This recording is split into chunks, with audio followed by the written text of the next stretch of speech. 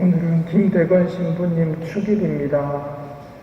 오늘 말씀은 사람들이 너희를 넘길 때 어떻게 말할까, 무엇을 말할까 걱정하지 마라. 너희가 무엇을 말해야 할지 그때 너희에게 일러주실 것이다. 우리 생각하고 하느님 생각은 좀 다릅니다.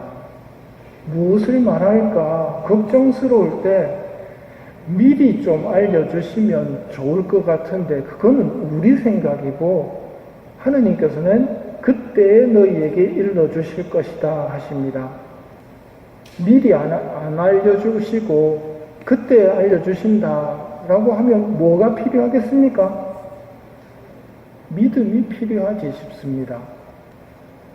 복음을 전하는 일에는 하느님의 도우심이 절대적입니다. 사람들에게 무슨 말을 할지 걱정하지 말라는 말씀은 하느님의 도우심, 하느님의 약속을 주시는 것입니다. 걱정하지 마라. 그때 내가 일러주겠다. 그런데 이런 말을 들으면 걱정을 안 해야 되는데 미리 안 알려주셨기 때문에 걱정을 한다면 믿음이 약한 사람이겠지요. 무엇을 말할까, 어떻게 말할까의 문제만이 아닙니다. 무엇을 먹을까, 무엇을 마실까, 무엇을 입을까, 걱정하지 마라. 필요할 때 주시겠다는 약속인데 미리 안 주시면 우리는 불안해하거든요. 그렇다면 우리에게 필요한 것은 믿음입니다. 오늘 김대건 신부님의 삶을 보면서 김대건 신부님의 믿음을 우리도 청해야 하겠습니다. 김대건 신부님 생애에서 라파엘호 이야기를 들려드릴까 합니다. 당시 조선의 세국 정책으로 문호가 닫힌 상황에서 유학을 갔던 김대건 신부님은 부제품을 받고 육로를 통해서 들어옵니다. 경비 서는 게 예전과 많이 달라졌습니다.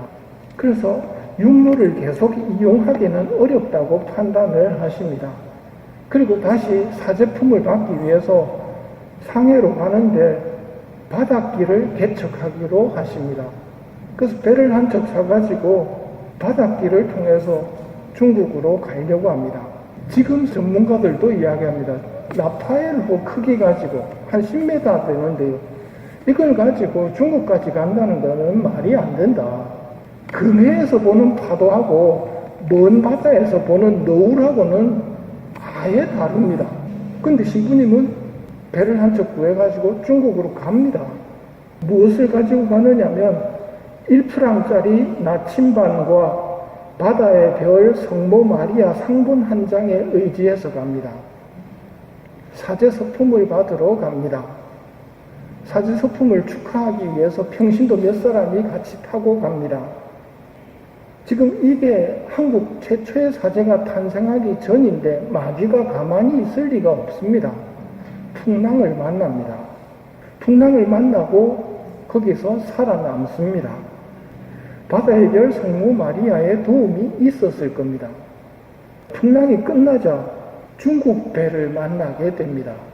그 배에 선장하고 이야기해서 우리 배 좀 끌고 가달라고 해서 상해로 들어가게 됩니다. 이 일에 대해서 다블리 신부님이 다른 신부님에게 보낸 편지가 있습니다. 다블리 신부님은 조선교구 5대 주교님이 되는 신부님입니다. 폭풍우 속에서 살아남아 상해까지 가게 된 완전히 하느님의 섭리라고 밖에 볼 수 없는 이야기를 알고 계시지요 하고 말씀을 하시는 걸 보면 상해에서도 김대건 신부님의 여정과 김대건 신부님을 이끌었던 하느님의 섭리에 경탄하고 있었음을 알 수 있습니다.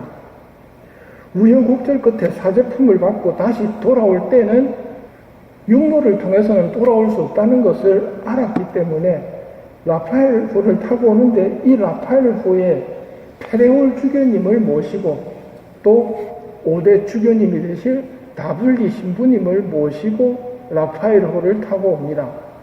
심한 폭풍을 만납니다. 심한 폭풍의 모습이 어땠는지 페레올 주교님이 남긴 글에서 알 수 있습니다. 풍랑을 만난 우리 라파엘호는 돛도 없고 키도 없이 다 풀어져 가지고 성남 바다 가운데 있게 되었습니다.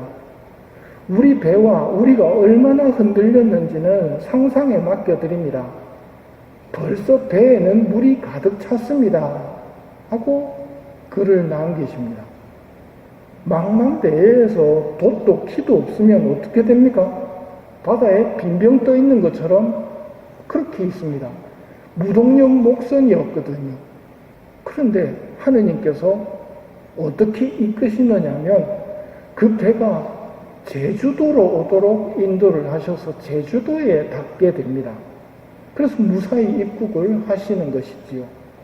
사람들이 너희를 넘길 때 어떻게 말할까, 무엇을 말할까 걱정하지 마라. 너희가 무엇을 말해야 할지 그때 일러주실 것이다.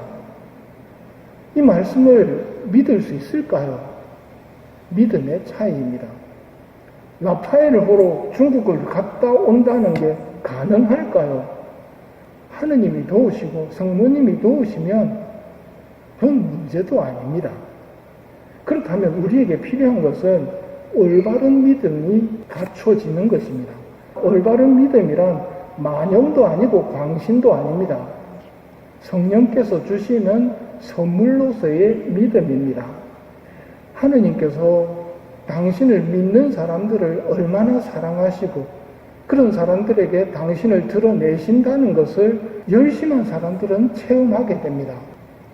하느님의 기쁨은 그런 영혼들을 만나는 것이고 그런 영혼들의 기쁨은 하느님을 체험하는 것입니다. 그러려면 믿음을 청해야 됩니다.